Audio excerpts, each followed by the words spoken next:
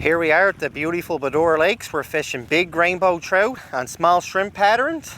We tied this back late winter, so don't go anywhere. You're in for an exciting show.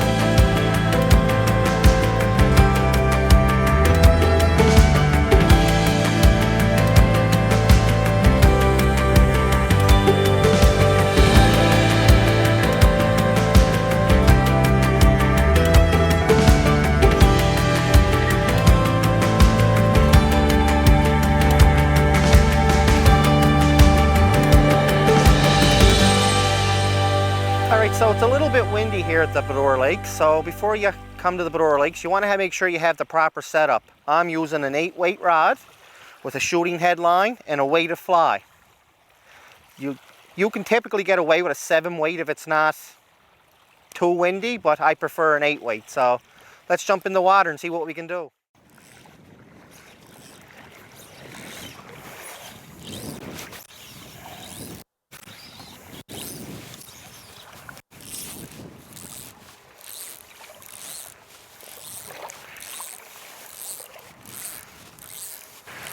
So typically when I leave from a day of fishing on the salt water, I'll go home and I'll wash my waders, but then I'll wash my rod.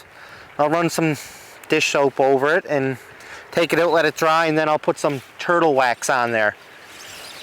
And the same with the line. I'll just run the line under some warm water, and I will take the end where my leader is to connect to my fly, and I'll attach that onto, say, a tree or something, and then I'll take my reel and I'll walk out with it until the backing starts to show, and I'll stretch the line and I'll give it a good couple of coats of wax. It'll definitely help your gear last longer, and you'll also add a couple of feet to your casting as well. You know, some people say use Armor All Wipes. I've always used just turtle wax and a clean cloth.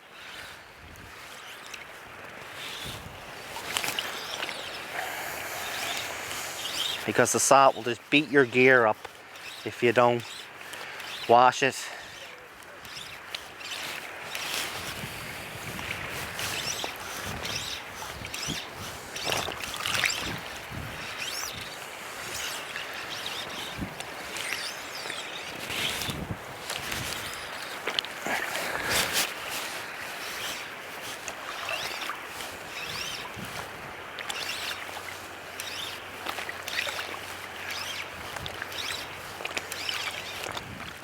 Change my fly up. I'm constantly changing my flies until I finally get what they want to take. Like I said, there's a variety of colors. They may not want green, but they'll take pink, right? Like I said, if you see the difference between this one's pretty much all green with a little bit of yellow and some orange eyes.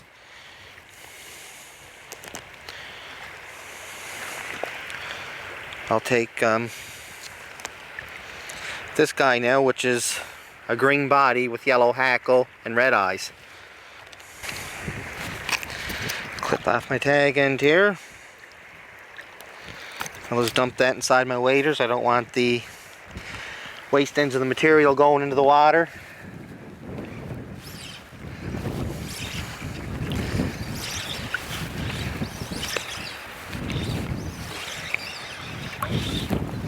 And again, I'm just going to continue doing the same thing. I'm going to cast into the wind and let it blow to my right.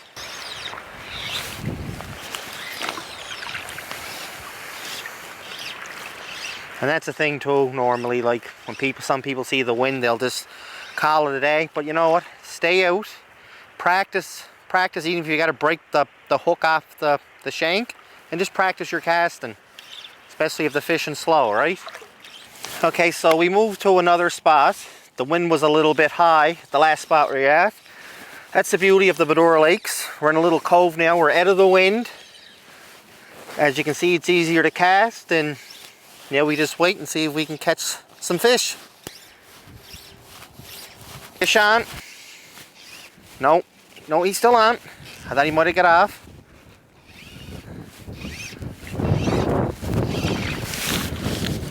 I think he might be a little guy, but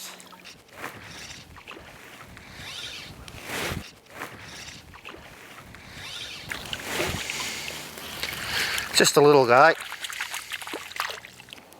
Now usually when you tip these speckles or any kind of fish upside down, they'll kind of go into a almost like a comb. It doesn't hurt though. There he goes.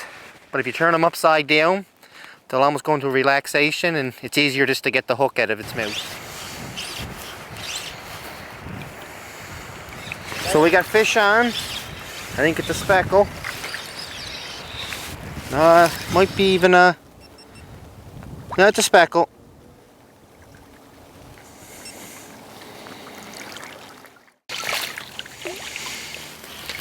Just a little guy. So, wet my hand. I'll come in, flip him upside down, pop that hook out of its mouth, and away he goes. That's the thing with these wild speckles, they put up some fight. I think something moving over there, so I'll cast in that direction.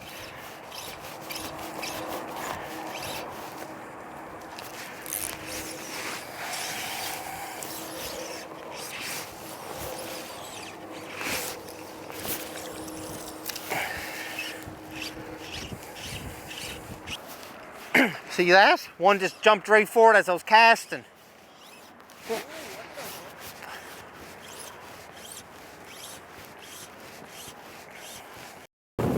So we got fish on. Little rainbow on here.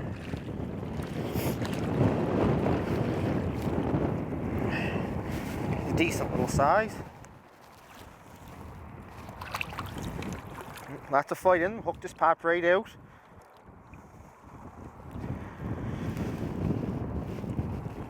We'll get him back in the water.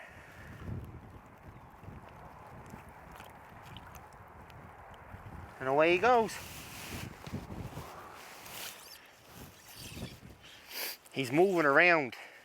He's going towards my left, out far, then he moves in close, in front of me.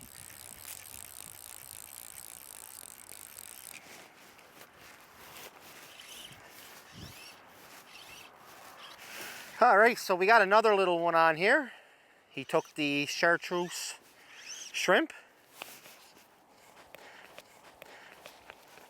These rainbow, God only knows what will... Oh, he's still got a lot of fight in him.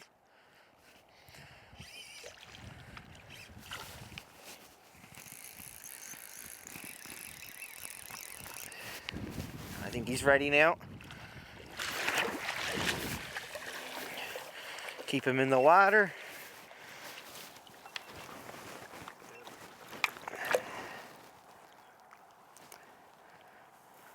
Nice looking fish. And away he goes. The rainbows really love the shrimp flies here in the Badora Lakes. So make sure you come with some before you ever decide you want to fish our big beautiful lake here. Alright, I changed up my fly here. I put on a brown shrimp. And he took it right away. We'll come in with our net.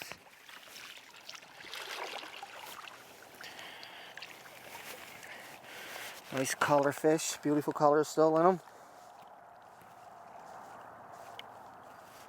Pop that hook out.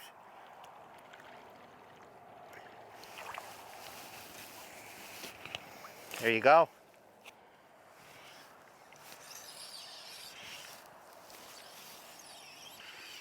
Have another little guy, just as I was about ready to cast, he come up and took my fly.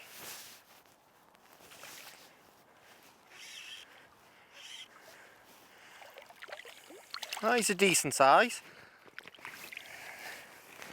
We'll come in now, we'll just pop that hook right out of his mouth.